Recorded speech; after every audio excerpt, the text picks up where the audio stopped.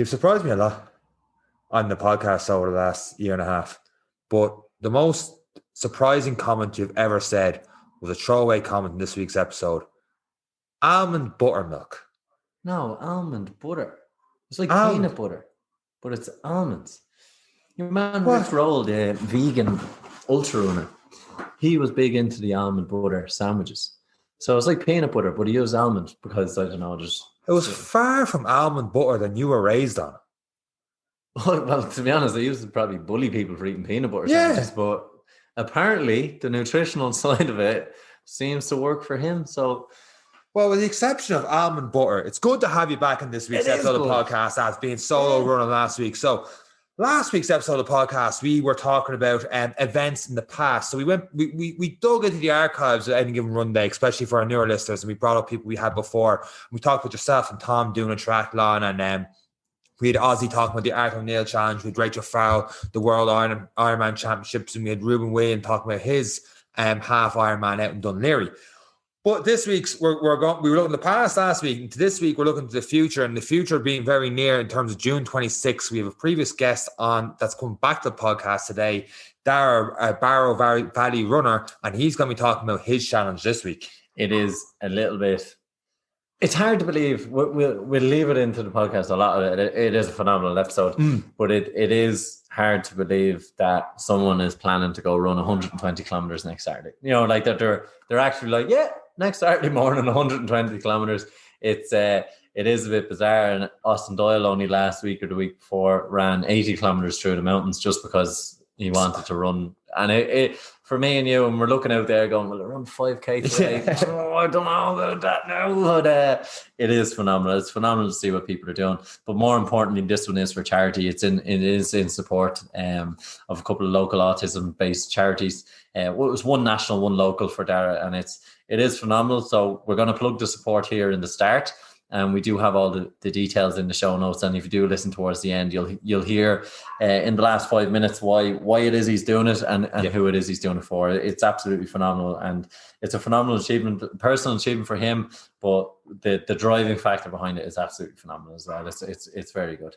100%. And we won't take any more time in the intro. But just right before we get into this main episode, just to put it in perspective, the 120K, he's planning to start at 5:30 in the morning, and he's planning to finish hopefully around 7 o'clock the next evening. So for the most of that, being on the road, constantly running for 13, 14 hours. I think for me, the hours and the time out there and having to spend your day and plan food around and keep on running, the whole lot put in. Dara will talk about it in more details, but 14 hours just sounds a hell of a lot more intense than maybe 120K does sound intense. You're like, I do that an hour on the motorway, but this is just unbelievable. Guys are really going to enjoy this episode.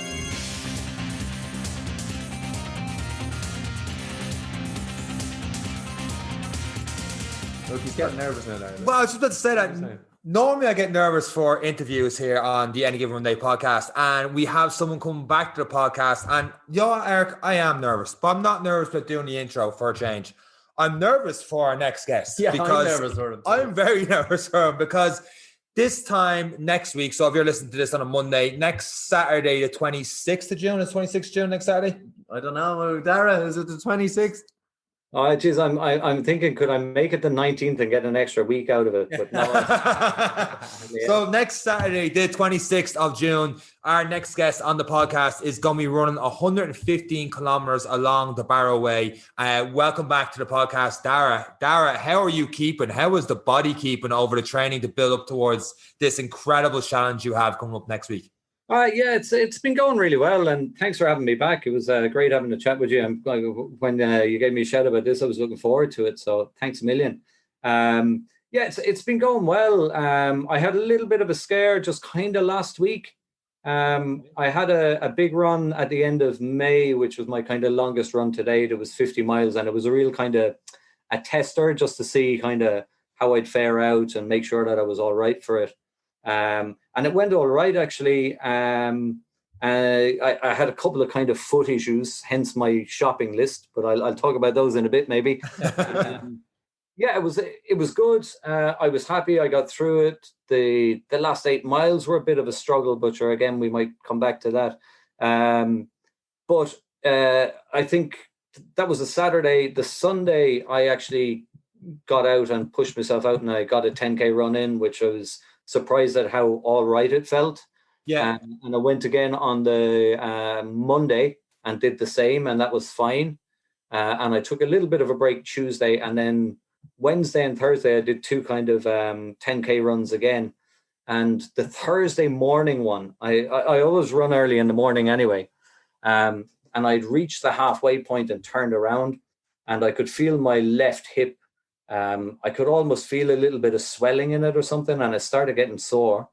And I really should have kind of walked, but I left the run until the last minute, and I had to be back at my desk for 9 o'clock for work. But I kind of had to push on a bit, and the hip got fairly painful. And I ended up pretty much taking a week off running and just doing a bit of walking. But thankfully things seemed to go all right. And then last Saturday, I got a kind of the first run again under the belt, and it was okay. And then this week has gone well so far. I think I've covered about 100 kilometers since Monday. So since Monday, I haven't even done that in the car, Dara. What has been your weekly leading up to that 50 mile or 80K? Like, what has been your weekly mileage if you're in tapering now and doing 100 kilometers a week? Yeah, well, this is kind of tapering.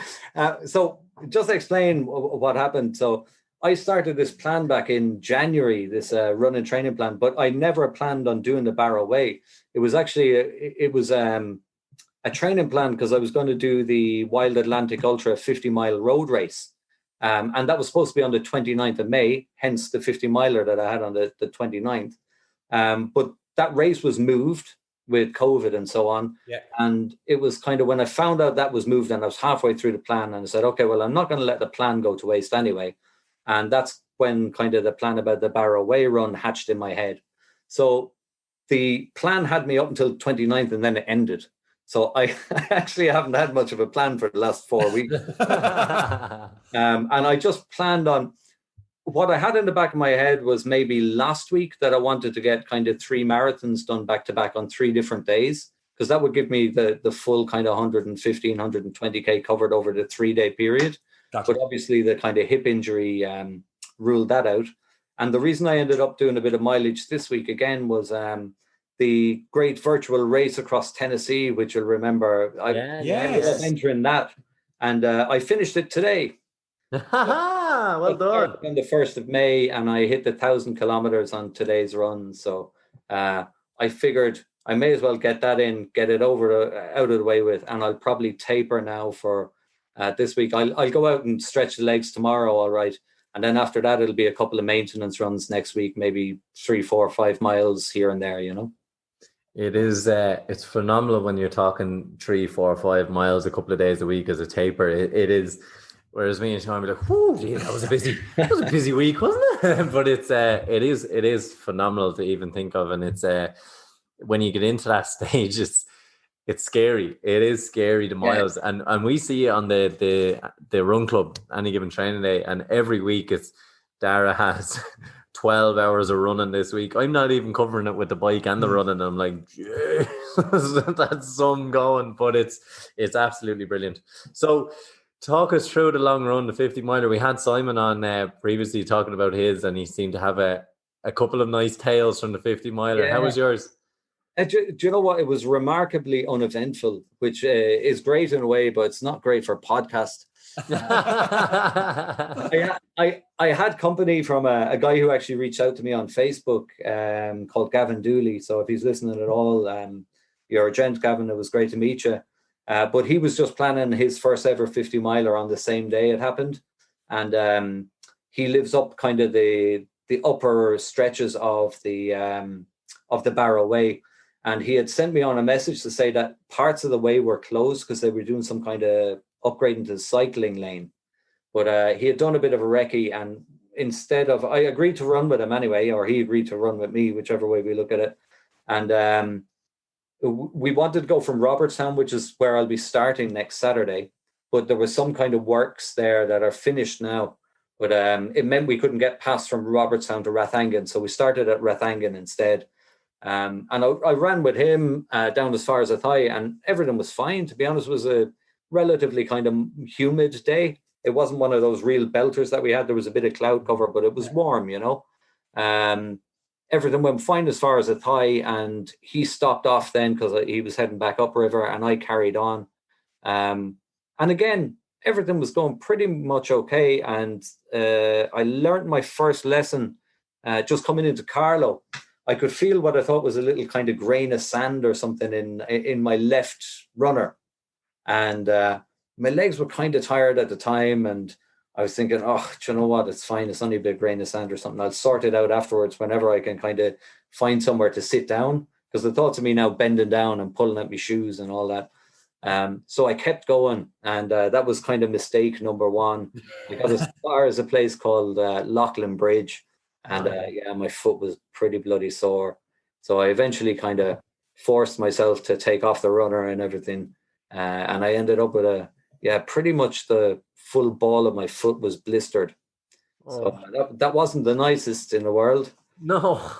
So I've learned, don't ignore the small things. Like I remember that phrase that I think they credited to Muhammad Ali, you know, it's not the mountain that kills you, it's the stone in your shoe. Yeah. It's true. It's one of those things that the little things, if you leave them kind of go by, become the bigger things afterwards.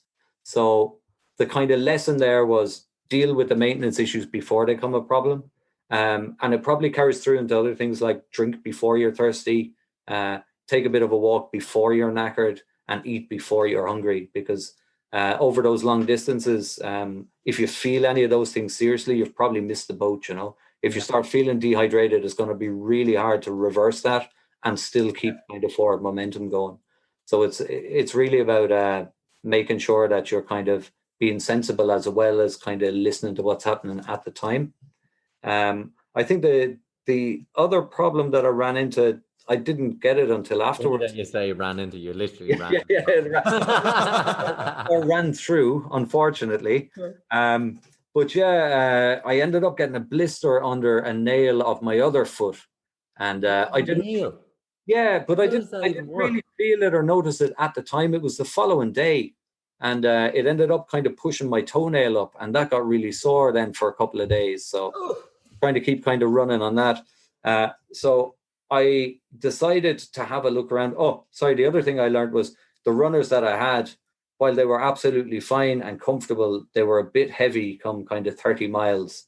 So I ended up doing a bit of shopping, and I got a pair delivered this week. And thankfully, they seem to be getting on really well with me. They're nice and light. They feel really good. So I think I'm going to probably run or at least start to run in those, and I'll have the other ones kind of on standby for them. Yeah, you don't mind us asking what ones? Yeah, we've no loyalties to anyone. We don't. Well, the ones that I had that I really liked, and to be honest, I can't really fault them bar that little nail issue for the 50 miler was the Nike Pegasus Trail 2. Okay. Really cushioned, really comfortable, kind of nice and light, breathing wise. But because they've got a fairly thick stack on them, you can actually kind of feel the bit of weight as the legs get tired. Yeah. And I picked up then this week a pair of their Adidas Terex Speed Ultra. Okay. And they'll get you there anyway. They've named it right. Yeah. They're really, really decent runners, actually, really nice. I think there's an English ultra runner, Tom Chambers or something like that, who kind of burst onto the scene 2 or 3 years ago and won a couple of these kind of UTMB type races from literally out of nowhere. And Adidas got him on board to design these. So they're light, but they're spongy, and they're just really, really nice. So I took the runs in them up until now. So I've put about 100 kilometers on them, and everything seems to be fine. So I'll go with those, but I'll have another pair on standby just in case. It's funny. I know we'll come back to this as well. I was only talking to Seán last week about my runners. I'd reached 800 kilometers, and I started to notice the calves were getting a bit sore. I pronate quite a lot when I run. Right. And Seán videoed me in the Phoenix Park, and you see my ankle nearly on its side, and I was like, maybe I was feeling it in the calves. I was like, maybe it is time. And I looked, and I was like, geez, Seán, I've done 800 kilometers in these runners. It's definitely time. Yeah. And you'd get about 8 weeks. It's funny. I've always got a couple of pairs on rotation, but the road shoes I've had recently, I had a pair of New Balance 880s. Yeah. And I put 1,500 miles on those, and they're still fine. I got a hole in the toe of them, and apart from that, the soles and everything are still fine. And I have another pair of New Balance now, 1080s that I wear, and I must have 600 or 700 miles on those, and they look brand new still. So I seem to be kind of light on shoes. But having said that as well, a lot of running up and down the bank. Probably it's different if I was pounding the roads every single day. I think probably the trail running is a little bit lighter on them. Yeah, well, most of mine is on the roads, so it's they were fairly in bits now. So I've replaced them with Hokas. I've gone different now. We'll do a little post on maybe little running shoes. We'll have another little post and come back to it. So the last lesson you learned after your toe, how is your toenail now? Oh, it's fine now. Yeah, absolutely. But I lose it or anything. That's the next part of the story I was waiting on. No, I haven't lost anything yet. But like up until now, than your marbles. But who's it? I've genuinely since I started kind of running and doing decent mileage, I've never even had as much as a blister on my foot at all. I always used to look at people putting up these kind of war wound feet. I was like, Jesus, what are you doing? But, I learned, very quickly. It can be something that just kind of happens without you even knowing it. And as you put up the mileage, so your feet are the most important thing. Somebody I think once said that you should always spend money on a good bed and a good pair of shoes, because if you're not in one, you're in the other. Yeah, very true. And it's definitely true. Like I think I did about 110,000 steps on that 50 miler. So if you can imagine how often your feet are hitting the ground, it's really important that you've got something that's comfortable. We spoke briefly the last time as well. Like, I don't think kind of shoes are the be all and end all. Like, no matter how good the shoes you are, they're not going to kind of fix other issues that people need to work on constantly and need to continue. But you have to get them right at the same time. Sorry, that reminds me of the one other thing that I did discover was that my core wasn't probably as strong as I'd like it to be.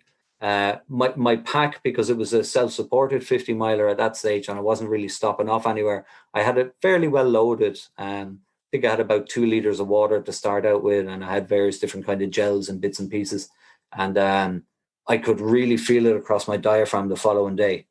I could really feel kind of not very good, but it's just from keeping the body upright with that weight on it. That's something that I hadn't factored in, and I'm glad I did now, because it's probably caused me to rethink a little bit what I'm actually going to carry with me at any given stage and what I'm going to have waiting in drop bags. Whereas it would have been tempting to maybe carry a little bit too much, and it does put that kind of extra strain on you. Have you been doing much of the core work or any other work, Dara, or has it been just getting up early and getting the runs in, and you've been just lighting your feet and mostly injury-free for the whole thing? Yeah, I probably haven't been doing as much as I could, to be honest. And it's because, like, I'm kind of fairly used to running up to a distance without any kind of real issues. Yeah. And the distance now has probably crawled up to kind of 20 odd miles. I'm absolutely fine with, and I don't really need to carry a huge amount of stuff with me for it. So it's kind of easy to get into a false sense of security and neglect the other stuff because you're feeling, oh, I'm fine. Yeah. And that's why I'm really glad that I did that 50 miler. A lot of people would say, oh, that's a lot to run 1 month before kind of a big run. But for me, it was kind of invaluable. I learned a lot, and I learned that there's a world of difference between running 20 miles or 25 miles and running 50 miles. Yes. There's a lot of things that feel brilliant at 25 miles that definitely don't at kind of 45, you know. So I've gone back. I've been doing a little bit more on the kind of plank side. I've been doing a lot of kind of hip mobility work as well. Like, I'm not a natural runner. I'm 5'9". I'm just under kind of 12 stone, but I've a 29-inch leg. Like, I'm not. If you ask somebody to design their natural runner, I would not be there, you know. And I have like my right foot turns slightly out when I run. I think it's just a kind of I don't think it's anything in particular that can be fixed by muscle strength. I think it's just a biomechanical thing that I have. So I always have been doing a bit of work on my hips, been doing a bit of work on calf strength and all that, but I kind of neglected the core. And I've learned from that. But, you know, it's an easy thing to work on. Do planks for a couple of minutes and side planks while you're watching telly. It's that kind of work that you can always fit in somewhere. It's not like you have to take 2 hours out of your day to hit the gym for a big session. Things like core, I don't think any of us have an excuse not to do here and there, at least, you know. And it is funny. It is the first thing that goes, core. Yeah, exactly. When you think about your body when you're running, if your core goes, the first thing that happens is the top of your body falls forward. Yeah. And when that happens, your hips move back. And now everything's out of alignment. And when your hips are out of alignment, it means you've got these parts of your legs that are trying to pick up the full work for all the big muscle groups like your glutes and stuff that should be kind of working. And I think that that's where a lot of people can run into problems when they start pushing the distance. People get mixed up with kind of an injury from what they think is overuse. And they think, okay, well, you know, my quads weren't firing or whatever. Sometimes you need to look a little bit higher and say, okay, well, why was it fine for the first, hour? And it only started hurting after that. And in a lot of cases, you can find that it's the alignment that shifts. People get tired, things slump. So it's definitely, don't overlook the simple things. You know? I've been there. Shakira hasn't got a patch on me. Yeah. Dara, Simon was talking about this a couple of weeks ago as well, and you're hinting on it there. In terms of food and stuff like that, this lad to my right can't go 12k without trying to find a Portaloo in Phoenix Park. Yeah. I'm assuming that when you're talking the difference between 20 miles and 50 miles is, and especially because I think you were running 8.5, 9 hours for that 50 mile run, just to put in perspective how freaking far 50 miles is for people listening. Solid food starts that to come into play there, right? Well, you're carrying that, and how do you find eating and then 10 minutes there going, right, here's another 20 miles before I start eating solid food again? Yeah, it's funny. I was up until that run, I'd always kind of fueled myself on gels and things, which I found quite easy to get down. And I got some of that Morton kind of gel mix, which I found fairly good and easy on the stomach. And predominantly that's what I brought with me for the 50 miler. And I got down as far as, I think maybe 27, 28 miles. I got to a place called McGaney, and there's a filling station just off the river. So I popped in there. Top yourself up with diesel, was it? Yeah, no, but I was chicken fillet rolls, you know. I got in there and I was feeling that I was missing something. And I picked up a kind of a bottle of Coke that I could take a bit of the fizz out of for a bit of sugar.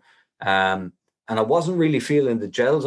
I felt a bit of knot in my stomach about kind of half an hour before that, and it wasn't really feeling right. And just as I was in there, they had these bars for sale. They were Kind bars with dark chocolate and nut. And the nuts. Yeah. And I just picked it up because it happened to be there, and I knew I needed something, and I ate that, and that was a bit of a game changer, to be honest. I ate it absolutely no problem. I felt really much better after it.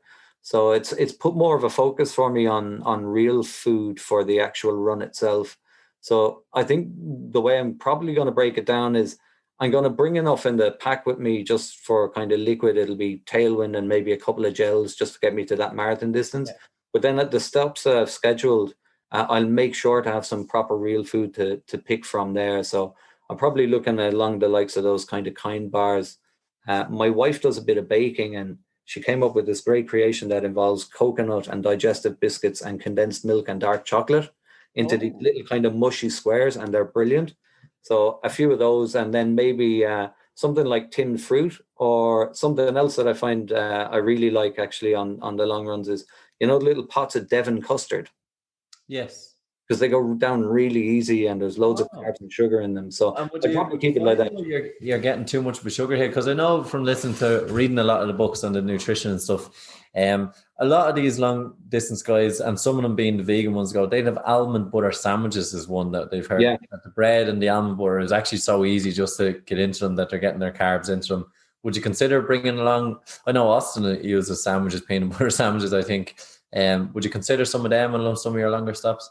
Yeah, I think to try and test something else. Is it? Yeah, it's kind of caught between a rock and a hard place. Generally, I try and stay away from like loads and loads of sugars. Because they just get a bit kind of sickening after a while. So I think what I'm probably going to go towards is something like those little pano chocolates, or maybe a croissant or something like that. Or else somebody else had suggested, those little kind of baby potatoes, those roasted off and salted, just something like that. That's carbs without the sugar.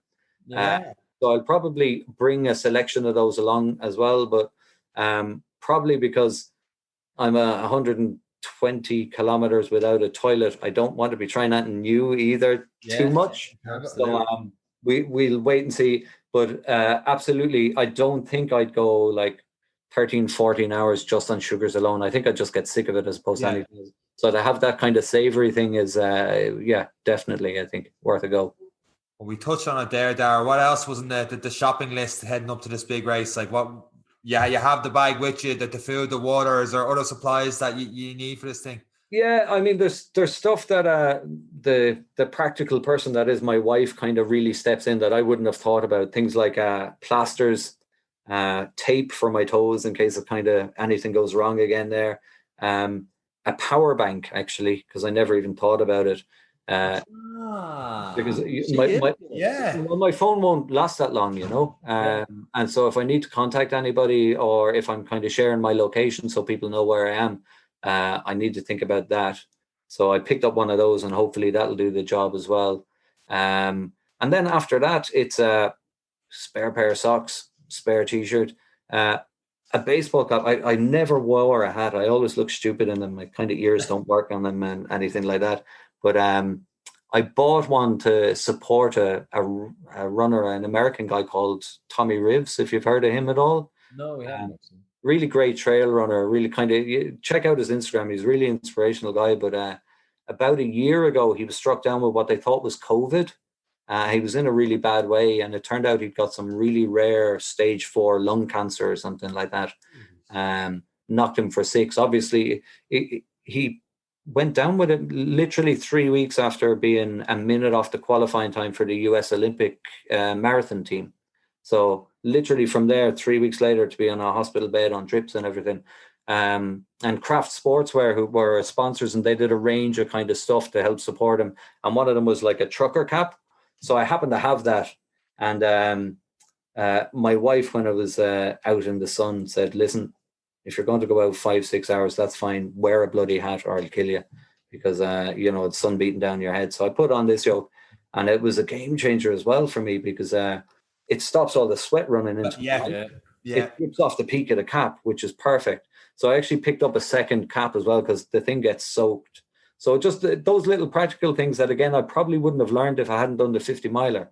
And naturally, like, I'm just focused on running. So I was thinking about, hydration, nutrition, runners, socks.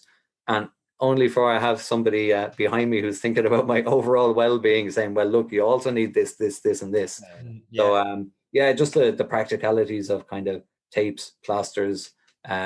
Basically, if you think about it from the point of view of the things that could possibly go wrong that you don't really want to have to try and find a solution for right there and then.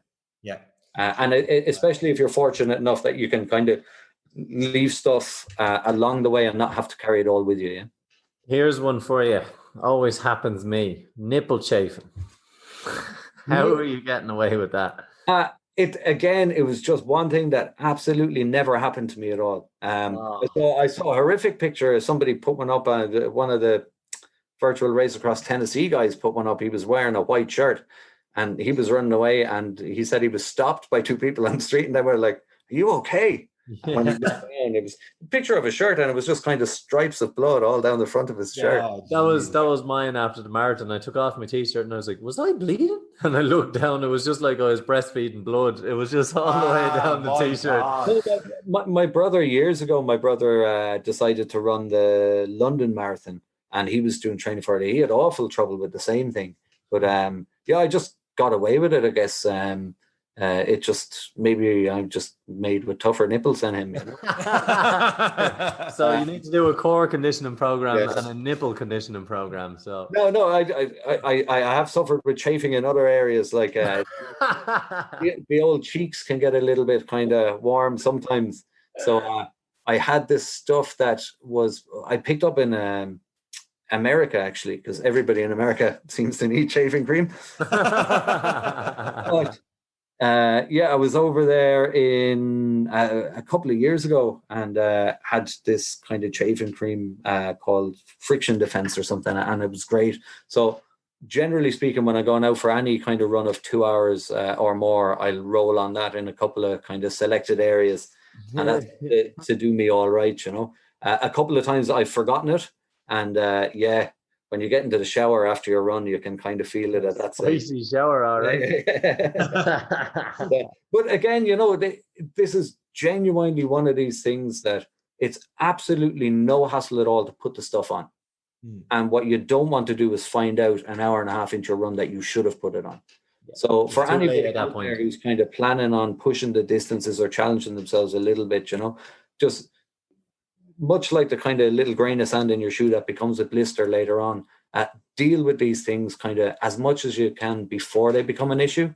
So pick up some and put it on, because it doesn't make a difference. Like, you know, if you put it on your nipples, you wouldn't have had a problem to start with. You just didn't think about it, yeah? Absolutely. And Dara, and I suppose we're talking about you running the 120k here, 3 marathons back to back in the course of a day.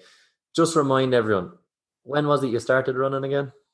Yeah, I started properly just over 2 years ago now. I had dabbled in... To say over 2 years you were going to do that. If someone was to start out now today to go for their first run and go, I'm going to run 3 marathons back to back in a day for charity next year in 2 years' time, it's unbelievable.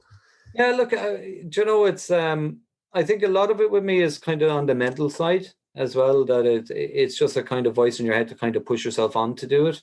And that's definitely been a bonus. As I said, I'm not a natural kind of runner. And we spoke about it the last time I was on as well. There's quite a lot of times during any given run that I actually don't particularly enjoy the struggle of the running, you know. I'm absolutely delighted with what kind of running brings into my life. I love the feeling of achievement that I get from it. I love the feeling of freedom. So it's not to say that I don't like running, but I suppose these things are always going to be tough at some point. And the kind of toughness that you have to push through, you're never going to enjoy that just by its nature, because it's a physical challenge. It's hard on you physically. But it's just about kind of getting out there and looking at the balance of it. And there's an awful lot of people around who are doing kind of phenomenal stuff. I don't know if you've been following do you know that backyard ultra that's going on at the moment? It seems to have really taken off. Have you heard about that? No. So the same guy, Lazarus Lake, that did the great race across Tennessee and the Barkley marathons, you know, the world's toughest race and so on. Yeah. So he has this specific challenge that he put together a number of years ago called the Backyard Ultra.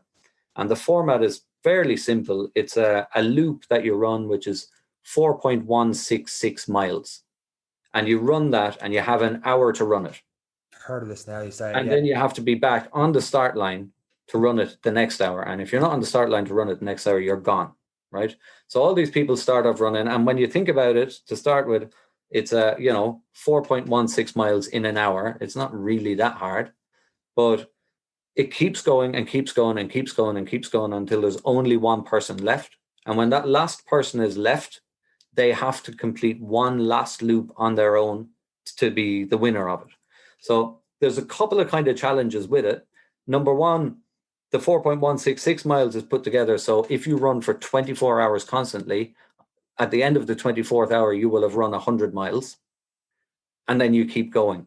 And it's the lack of sleep, and it's constantly getting back to the start line, and it's how you kind of structure your race. But anyway, he's got this big one that goes on every year in Tennessee.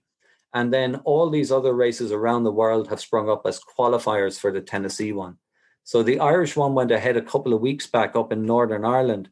And it was actually won by an Irish guy called Keith Russell, if you've heard of him. He's from up around Meath. He only started running 2 or 3 years ago himself. His daughter was fairly badly disabled. She kind of passed away, but he used to do Dublin Marathon with her in the chair and push her in the chair.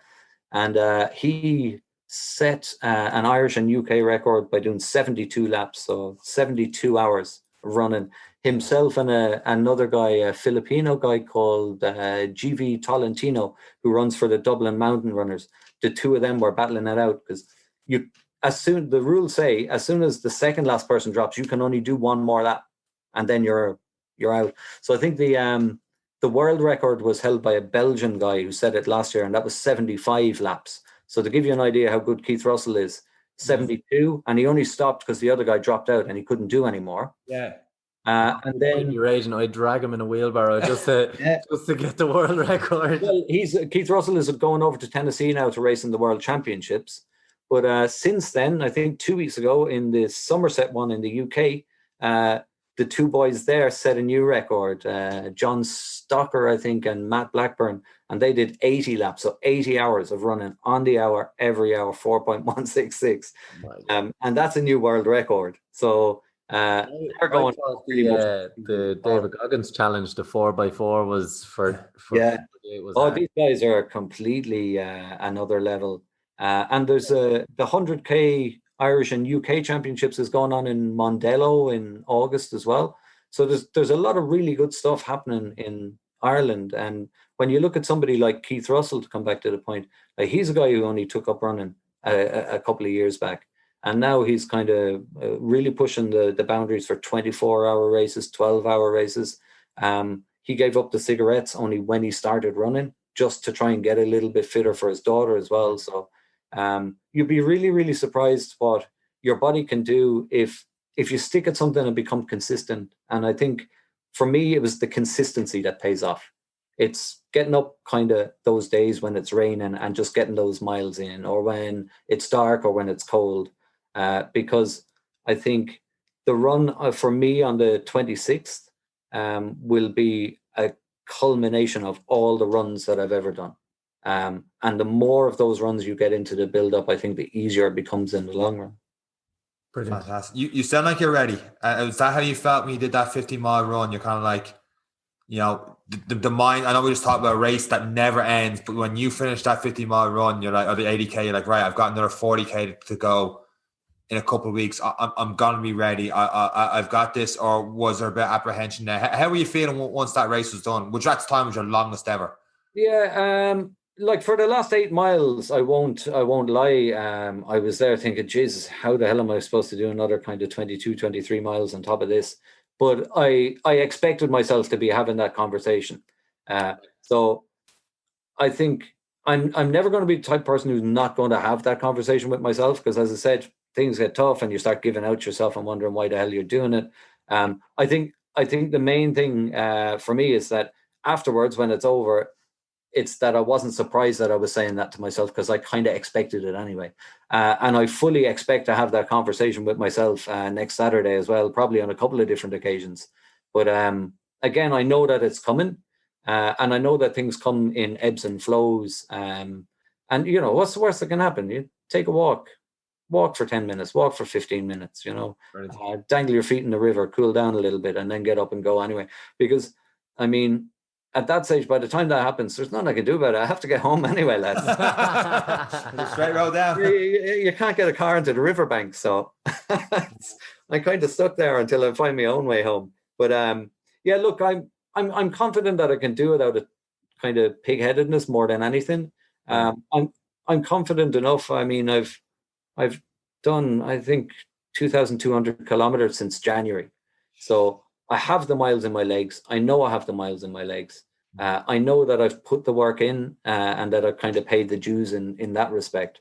So, like, I'm confident that I can do it.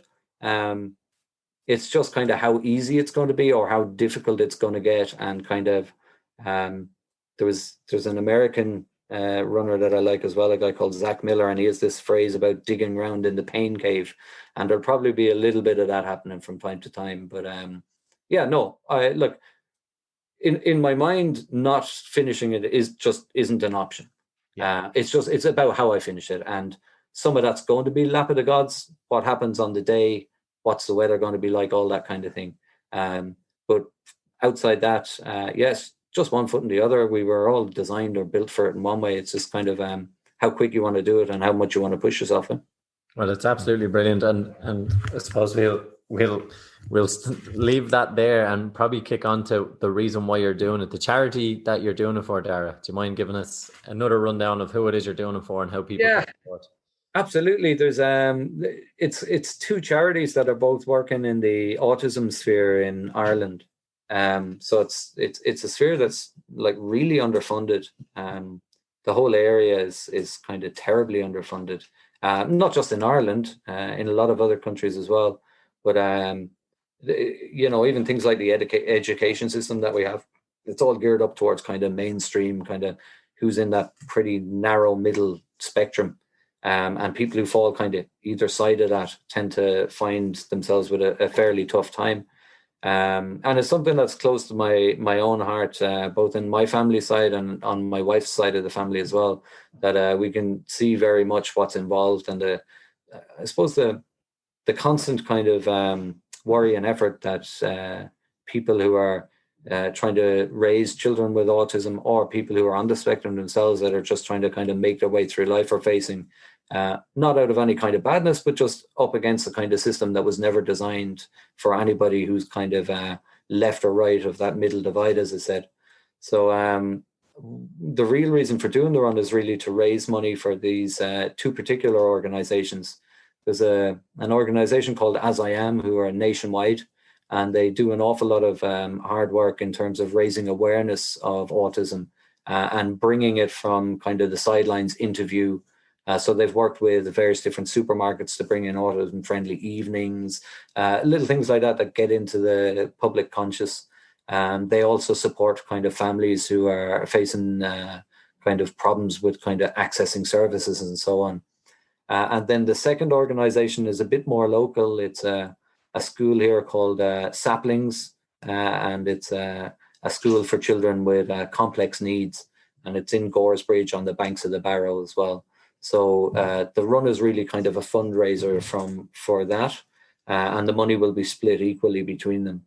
But it's not just about the money as well. It's about trying to get a little bit more awareness going, and anything that we can do on that side, I think, is going to benefit some people who could really do it a little bit of a leg up in life, Yeah, it's absolutely brilliant. And just in terms of the support, how can people support you, Dara, or if they do want to make a donation? Yeah, there's a GoFundMe link. So if they go into GoFundMe and just type in autism awareness or running the Barrow or Barrow River, it'll all come up. And there's a link there that people can donate to. All donations, no matter how small, are really greatly appreciated. I've been lucky enough to get a support of some local businesses here. There's a really good local artist, a guy called Jamie Dunn. He's Jamie Dunn Art on Instagram if you want to have a look at some of his stuff. But he's donated over a painting. There's another kind of artisan crowd around called Feather and Pooch. They make these lovely kind of wrought iron boot racks and stuff. They've come on board. Brandon Hill Glamping, which is just up the road. You've probably seen some of my photos from running Brandon Hill. There's a glamp site up there. He's kind of come on board, and Tom Walsh Photography as well. So all these kind of local people have really come on board, and they've thrown in a couple of prizes. And what we're going to do is just acknowledge that it's not the easiest thing to do for everybody to stick their hand in their pocket, because there's always things you can do with money, and there's never enough to go around generally. But anybody who can donate it all, we'll run a draw a few days after the run itself, and hopefully we'll be able to give back something to them, be it a night or two in Brandon Hill, or a boot stand, or a bespoke painting or something like that as well. So it's not all one-way traffic. If anybody wants to donate, and find the GoFundMe link, or again you can look up Barrow Valley Runner on Facebook and there'll be links there as well, or myself, Dara O'Brien, I suppose just spread the word, and thanks to you guys for supporting. It really makes a difference. No, we will. No worries. We'll have links in the podcast notes, so you guys listen right now.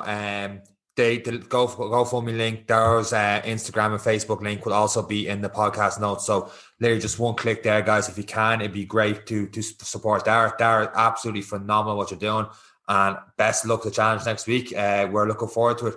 Eric says he's going to drag me down to see it firsthand, see how you're getting on.